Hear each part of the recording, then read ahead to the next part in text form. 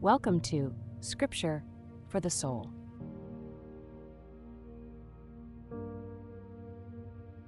This is the Bible reading of Genesis 33 to 34. Have a listen.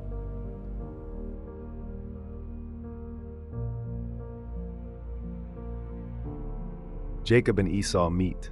Now Jacob lifted his eyes and looked, and there Esau was coming, and with him were 400 men. So he divided the children among Leah, Rachel, and the two maidservants. And he put the maidservants and their children in front, Leah and her children behind, and Rachel and Joseph last. Then he crossed over before them, and bowed himself to the ground 7 times, until he came near to his brother. But Esau ran to meet him, and embraced him, and fell on his neck and kissed him, and they wept. And he lifted his eyes and saw the women and children, and said, "Who are these with you?" So he said, "The children whom God has graciously given your servant."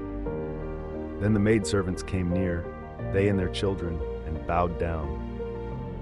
And Leah also came near with her children, and they bowed down. Afterward, Joseph and Rachel came near, and they bowed down. Then Esau said, "What do you mean by all this company which I met?" And he said, "These are to find favor in the sight of my Lord." But Esau said, "I have enough, my brother. Keep what you have for yourself." And Jacob said, "No, please, if I have now found favor in your sight, then receive my present from my hand, inasmuch as I have seen your face as though I had seen the face of God, and you were pleased with me. Please, take my blessing that is brought to you, because God has dealt graciously with me, and because I have enough."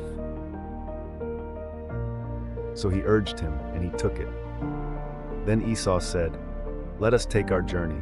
Let us go, and I will go before you." But Jacob said to him, "My Lord knows that the children are weak, and the flocks and herds which are nursing are with me. And if the men should drive them hard one day, all the flock will die.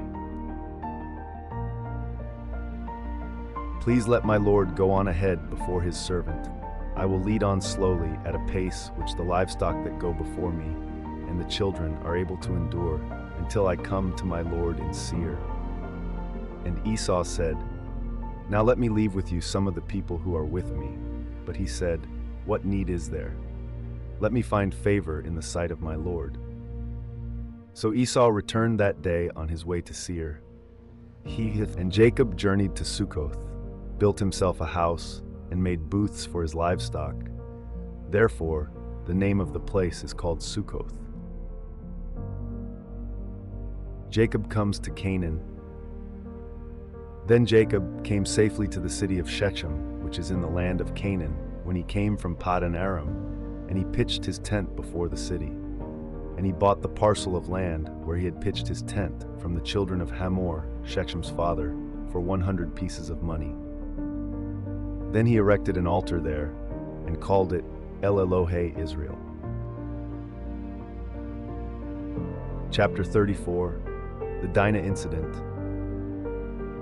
Now Dinah, the daughter of Leah, whom she had borne to Jacob, went out to see the daughters of the land.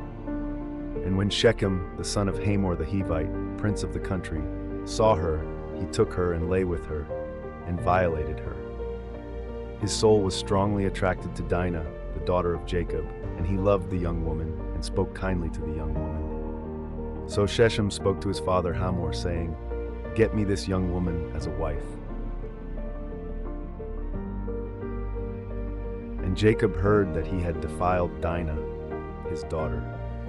Now his sons were with his livestock in the field.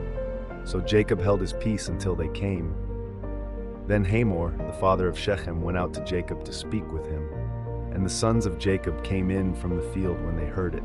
And the men were grieved and very angry, because he had done a disgraceful thing in Israel, by lying with Jacob's daughter, a thing which ought not to be done. But Hamor spoke with them, saying, "The soul of my son Shechem longs for your daughter. Please give her to him as a wife. And make marriages with us. Give your daughters to us, and take our daughters to yourselves. So you shall dwell with us, and the land shall be before you. Dwell and trade in it, and acquire possessions for yourselves in it." Then Shechem said to her father and her brothers, "Let me find favor in your eyes, and whatever you say to me I will give. Ask me ever so much dowry and gift, and I will give according to what you say to me, but give me the young woman as a wife." But the sons of Jacob answered Shechem and Hamor his father, and spoke deceitfully, because he had defiled Dinah, their sister. And they said to them, "We cannot do this thing, to give our sister to one who is uncircumcised, for that would be a reproach to us.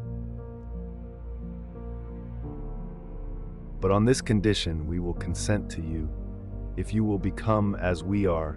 If every male of you is circumcised, then we will give our daughters to you, and we will take your daughters to us.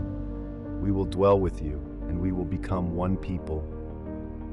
But if you will not heed us and be circumcised, then we will take our daughter and be gone." And their words pleased Hamor and Shechem, Hamor's son. So the young man did not delay to do the thing, because he delighted in Jacob's daughter. He was more honorable than all the household of his father. And Hamor and Shechem his son came to the gate of their city, and spoke with the men of their city, saying, "These men are at peace with us, therefore let them dwell in the land and trade in it. For indeed the land is large enough for them. Let us take their daughters to us as wives, and let us give them our daughters. Only on this condition will the men consent to dwell with us, to be one people, if every male among us is circumcised as they are circumcised. Will not their livestock, their property, and every animal of theirs be ours? Only let us consent to them, and they will dwell with us." And all who went out of the gate of his city heeded Hamor and Shechem his son. Every male was circumcised, all who went out of the gate of his city. Now it came to pass on the third day, when they were in pain, that two of the sons of Jacob, Simeon and Levi, Dinah's brothers, each took his sword and came boldly upon the city and killed all the males. And they killed Hamor and Shechem his son with the edge of the sword, and took Dinah from Shechem's house and went out. The sons of Jacob came upon the slain and plundered the city because their sister had been defiled. They took their sheep, their oxen, and their donkeys, what was in the city and what was in the field, and all their wealth. All their little ones or wives they took captive, and they plundered even all that was in the houses.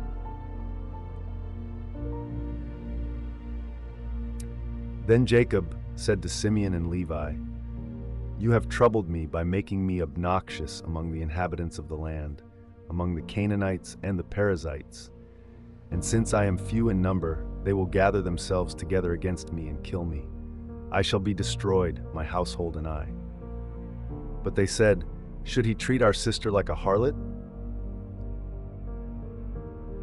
Thank you for tuning into Scripture for the Soul.